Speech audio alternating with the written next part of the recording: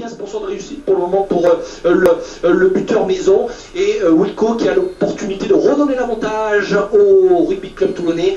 Pénalité à les 25 mètres face aux perches quasiment, légèrement à droite tout de même, des perches du Racing. Oui, mais très facile à réaliser. Ouais, c'est jamais facile, Eric. Comment oui, non, ça, mais quand même, avec joueur de la trempe de Johnny, ça devrait le faire. Et ça passe pour Johnny Wilkinson. Sa quatrième pénalité est la bonne. C'est du 4 sur 5 pour Wilco pour le moment, qui enquille les pénalités comme des perles, Eric, hein, excusez-moi l'expression, mais c'est exactement ça pour le moment. 25 minutes de jeu, 12-9, sachant que le rugby club toulonnais va jouer à 14 contre 15, effectivement, pendant 10 minutes avec l'expulsion, je vous le rappelle, à la 24e minute de jeu de Stein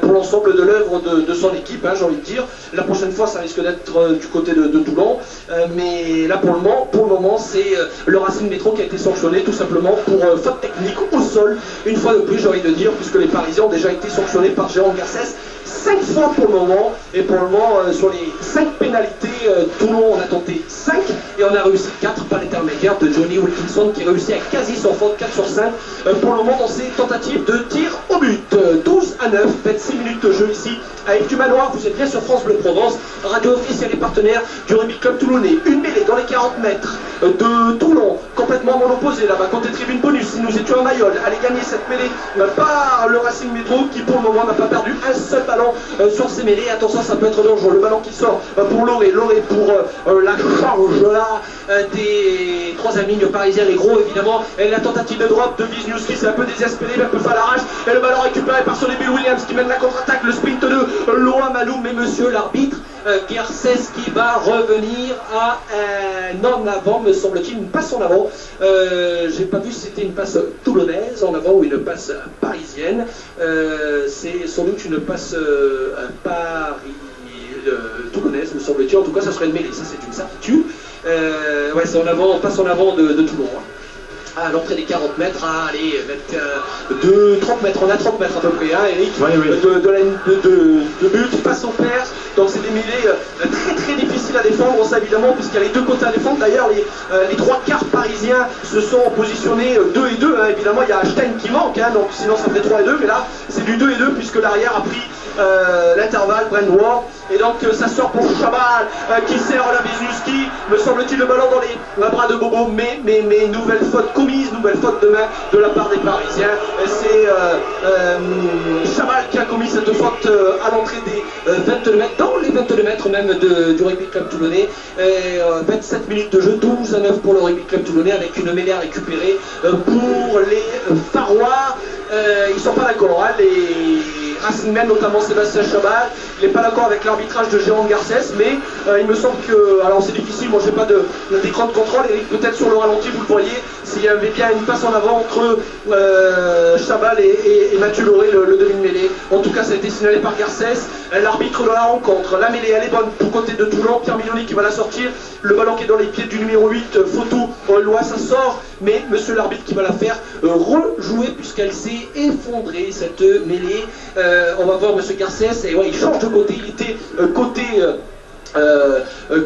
de Lolo Emanueli et côté toulonnais et côté de Clément Bayoko côté du Racing. Il se positionne cette fois-ci à droite de la mêlée toulonnaise, en l'occurrence du côté de David Kubriashvili. Voilà, l'introduction elle est faite, la mêlée elle tombe, elle n'est pas à plus de 90, le ballon qui va pour sortir, le ballon gêné, Pierre Mignoni qui est gêné, mais le ballon qui peut sortir tout de même pour Solibil, pour Luc Roulet, pardon, qui dégage loin et fort. Et là on a eu chaud parce que la mêlée toulonnaise qui avait été quelque peu chahutée, c'est déjà la deuxième fois quand même, et Pierre Mignoni qui a eu du mal à sortir ce ballon, gêné par Mathieu Loré, le demi de mêlée du Racing, mais heureusement le ballon qui a pu être dégagé par le pied de Luc Rounet qui était vigilant évidemment dans ses 22 mètres. Allez, la relance de Julien Soban qui tape par-dessus pour lui-même, le ballon qui va sortir, non, il est récupéré par Soléville Williams dans ses 22 mètres, il est plaqué.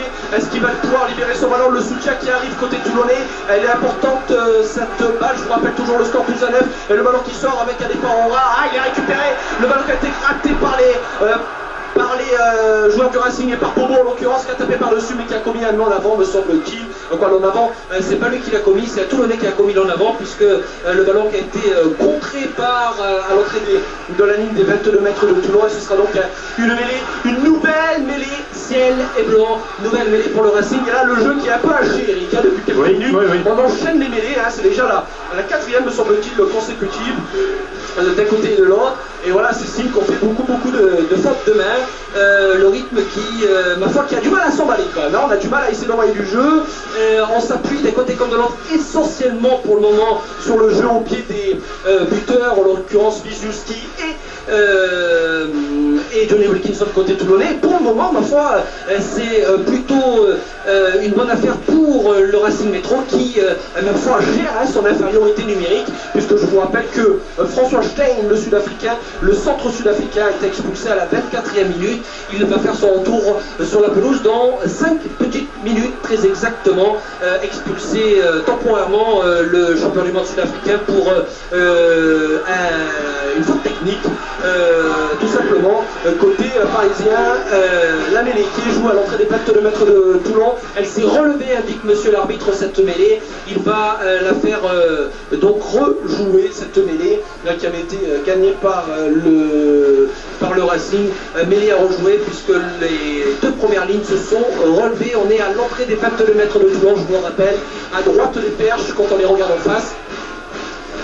Allez, flexion, toucher, stop, entrée, l'introduction de Loré pour le Racing. Ouais, la bonne poussée du Racing, le départ en ras de Chabal. Loré pour le petit coup de pied à suivre. Il va trouver une touche à 5 mètres, 7 mètres à peu près de la ligne d'essai de Toulon. Toulon qui mène, je vous le rappelle toujours, 12 à 9. 12 points inscrits au pied par Johnny Wilkinson. 4 pénalités sur 5 pour le moment pour le buteur Maison. On a dépassé la demi-heure de jeu, 31 minutes de jeu. Et une touche à suivre pour Toulon et pour Sébastien Bruno, évidemment, pour le lancer. Touche raccourci côté toulonnaise.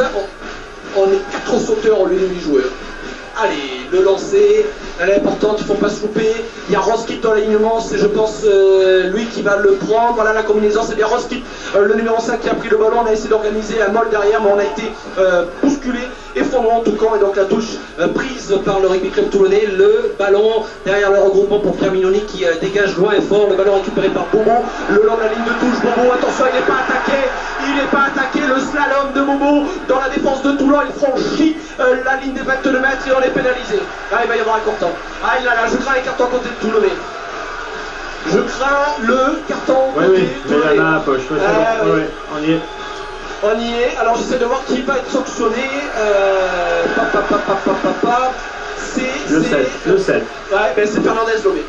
C'est Fernandez Lobé. Non, c'est Joe Alab, excusez-moi. C'est Joe Alab qui est sanctionné par l'arbitre. C'est Joe Alab qui est sanctionné par l'arbitre. Carton jaune pour. Alors, j'ai pas très bien vu le geste de l'arbitre. Tiens, on va appeler Maurice Duny, notre consultant arbitre France Bleu Provence, qui va nous dire un petit peu, nous éclairer. Il y a une pénalité, c'est sûr, à jouer pour les Parisiens, évidemment, hein, puisque carton jaune, pénalité derrière. C'est Joe Alab à la 32e minute de jeu qui est expulsé pour cette faute, pour une faute en tout cas. On va essayer de voir avec Maurice Denis de quoi il s'agit. Et le retour sur la pelouse de François Stein, hein, à l'instant même. Donc l'infériorité numérique est inversée et Wisniewski qui s'élance et qui va égaliser à l'instant même.